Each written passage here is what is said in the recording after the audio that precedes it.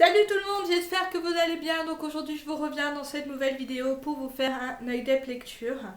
La dernière fois je vous laissais avec le tome 2 de Les Étoiles de Nos Hits, donc c'est qui se nomme Rivalité, c'est de l'auteur Sophie Jomain et c'est aux éditions France Loisirs. Déjà je voulais vous parler de la couverture qui est quand même magnifique. Il n'y a rien à dire, voilà, je vais vous la montrer peut-être de plus près, je ne sais pas si vous la voyez de là où je suis. Mais voilà, je la trouve magnifique, le dos, tout me plaît dans cette édition-là. Je sais qu'il y a, j'ai lu je crois, qui a sorti une autre collection, mais enfin, j'aime pas trop les couvertures. Celles-là, je les adore. Donc pour ce qui est de l'histoire, on va retrouver Anna et Lane. Alors je ne sais pas du tout comment se prononce le nom du monsieur, donc je le prononce à ma manière, donc ne me jetez pas des cailloux s'il vous plaît. On va les retrouver, donc ils sont rentrés à l'université, leur début à l'université se passe très bien, sauf qu'il va se passer un événement où deux clans du coup vont rentrer en conflit et Anna va se retrouver au milieu à ne pas savoir qui... Enfin, elle ne veut pas prendre parti des deux clans, donc du coup ça va aussi poser pas mal de problèmes. Pour ce qui est d'Anna, elle est... comment dire, elle est un peu plus mature dans ce tome-là. Bon, elle doute quand même pas mal de ses sentiments. Elle se pose pas mal de questions concernant son petit copain. Mais voilà, au fur et à mesure, elle va apprendre à lui faire un peu plus confiance. Mais voilà, je la trouve beaucoup plus mature dans ce tome-là. Pour ce qui est de Lane, lui, je l'ai trouvé un petit peu plus... comment dire, j'avais envie de lui foutre des gifles à certains moments parce que, voyant que sa copine doutait, ben, il ne faisait rien pour l'aider. Sinon, il aidait un petit peu, mais elle ne voyait pas comment dire, ce qu'il lui disait, ce qu'il lui montrait, pourquoi il lui montrait ça. Elle ne voyait pas trop et du coup, bah, ça le faisait quand même douter et lui, il aggravait la situation.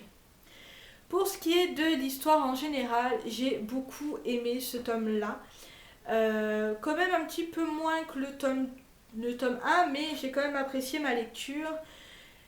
C'est très bien expliqué, ça traîne pas en longueur, il y a quand même toujours de l'action qui vous donne envie de continuer à lire ce roman.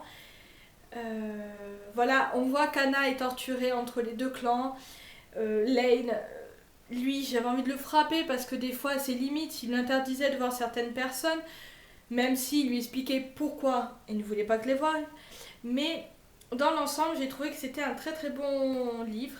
Je trouve par contre que comparé au tome 1, la romance est quand même mise un petit peu de côté. Elle est présente, mais elle est quand même très mise de côté. C'est plus l'action qui est mise en valeur, donc c'est un bon point. Parce que je ne le redirai jamais assez, j'aime pas trop les livres normalement de romance où il n'y a que ça dedans. Ça m'énerve très vite et ça me lasse très vite aussi. Donc dans ce tome-là, comme il y a moins de romance, j'ai beaucoup aimé. Il y a beaucoup plus d'action, il y a beaucoup plus aussi de remise en question des personnages. Et puis on découvre aussi certains personnages du côté de Lane, comme du côté de l'autre clan. Parce que je ne vais pas vous dire ce que c'est, j'ai peur de spoiler. Mais voilà, c'est une très bonne lecture et je la conseille pour ceux qui n'aiment pas trop les romances, mais qui aiment bien l'action. Et voilà, cela je vous le conseille. Donc lisez le tome 1 bien sûr avant, sinon vous n'allez rien comprendre. Mais voilà, et Anna est quand même un peu plus mature. Je l'apprécie beaucoup plus que dans le tome 1. Par contre, je déteste beaucoup plus son copain. Mais il s'arrange au fur et à mesure. Pour la fin, comment dire, j'ai déjà envie d'acheter le tome 3 parce que j'ai envie de savoir qu'est-ce qui se passe, même si ça me fait penser à une autre histoire de vampire, vous savez. Voilà, ça me fait un petit peu penser à ça. Mais voilà, il va quand même se passer un petit événement qui va tout chambouler, que j'ai hâte de lire le tome 3 parce que voilà, j'ai envie de savoir la suite. Le deuxième livre que j'ai lu, c'était un tout petit livre parce que voilà, j'avais lu des gros livres et que j'avais envie d'être tranquille un peu dans mes lectures et donc j'ai décidé de lire Les Contes d'Amy de Frédéric Levins, je sais pas comment ça se prononce, aux éditions Locomodo. Voilà, c'est un tout petit livre d'une centaine de pages qui regroupe en fait quelques petites nouvelles. Je n'avais jamais lu de livre de cet auteur et franchement, j'ai été très surprise de sa manière d'écrire parce que toutes les nouvelles qu'il y a dedans viennent de lui. Même si certaines nouvelles me font penser à des petites légendes urbaines qu'on peut voir sur internet, qu'on peut découvrir, mais elles sont très très bien mises en valeur. Donc dedans, l'histoire principale, c'est un jeune couple, je sais pas s'il y a leur nom, enfin il y a un nom dedans, mais je m'en rappelle plus. Il y a un jeune couple qui veulent acheter une maison qui est un petit peu en ruine et le mari donc emmène sa compagne pour visiter les lieux et on apprend petit à petit que c'est une ancienne, que c'est un ancien hôpital psychiatrique où il y a eu quand même quelques faits étranges qui se sont passés. Et donc pendant que le mari visite les lieux avec le promoteur, l'agent immobilier plutôt, elle va au fond dans un couloir ou dans une pièce où il y a encore les anciens casiers des patients. Donc elle commence un petit peu à farfouiller dedans et elle trouve le fameux carnet d'Amy. D'abord elle lit un peu son dossier et dans son dossier on se rend compte qu'elle était, qu'elle écrivait certaines histoires sur les patients. Assez glauques quand même, les pauvres, et que comme par hasard ces patients-là faisait le rêve qu'elle avait écrit en histoire. Je ne sais pas si vraiment vous comprenez ce que je dis, mais voilà. Et toutes les petites histoires qu'il y a dedans donc se trouvaient dans le fameux cahier d'Amy. Et voilà, donc la femme commence à les lire et certaines sont assez effrayantes quand même. Enfin, elles vous mettent c'est très très bien écrit et ça vous met de suite dans l'ambiance et vous vous dites encore, voilà. Elles ne se suivent pas du tout, donc vous pouvez lire les histoires indépendamment les unes des autres.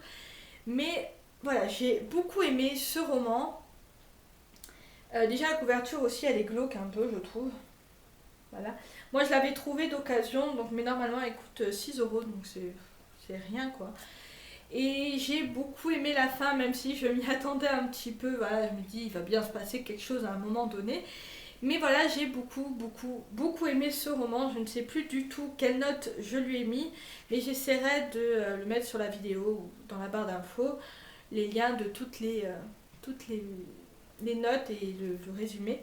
Et voilà, c'est un livre que j'ai beaucoup aimé. Si vous aimez tout ce qui est légende urbaine, je vous le conseille parce qu'il est très très très très bien écrit. Donc il faudrait que je regarde s'il a écrit d'autres livres pour pouvoir les acheter parce que j'aime beaucoup sa manière d'écrire. Pour ce qui est du dernier que j'ai lu, c'est un très très grand romancier de livres d'horreur. Vous l'aurez peut-être deviné, c'est Stephen King. Donc j'ai décidé de lire un petit peu du Stephen King parce que ça faisait un moment que j'en avais pas lu. Et donc j'ai décidé de lire Cujo ou Cujo. Je ne sais pas du tout comment on le prononce. Cujo, je ne sais pas. Donc voilà, Stephen King, c'est pas la première fois que j'en lis, j'aime toujours autant cet auteur, des fois j'aime ses livres, des fois je les déteste, et là je dois vous avouer que j'ai quand même pas mal aimé cette histoire. Donc dans l'histoire on va suivre deux familles, donc les Trenton qui ont un petit garçon, et qui lui voit un monstre dans son placard et donc les parents font tout, bien sûr c'est des parents donc non il n'y a pas de monstre dans le placard et le père lui fait une genre de formule magique à dire s'il voit le monstre dans son placard, même si sa mère se pose quelques questions parce que quand elle rentre dans le fameux placard où il y a les vêtements du jeune homme, du garçon, on sent une odeur de dégueulasse, de poils mouillés, voilà. Et donc au début, elle pense que c'est tout ce qui est rat ou je ne sais quoi. Elle ne se pose pas trop de questions là-dessus. Et on suit aussi en parallèle une autre famille qui s'appelle les Campbell, qui eux ont le fameux chien qui s'appelle Cujo, qui... alors eux c'est plus... Alors, autant les Trenton c'est une famille idéale, mais où un petit drame va se passer, que les parents vont devoir gérer un peu. De l'autre côté, les Campbell, voilà. Eux, c'est la famille où le mari frappe la femme. Enfin bon, la famille, on se demande pourquoi la femme reste avec lui. Et ils ont le fameux chien, le chien, un Saint-Bernard qui s'appelle Cujo, qui au début est un chien tout à fait adorable et qui, après avoir été mordu par une chauve-souris enragée, va avoir la rage et va commencer à s'attaquer un petit peu à tout le monde.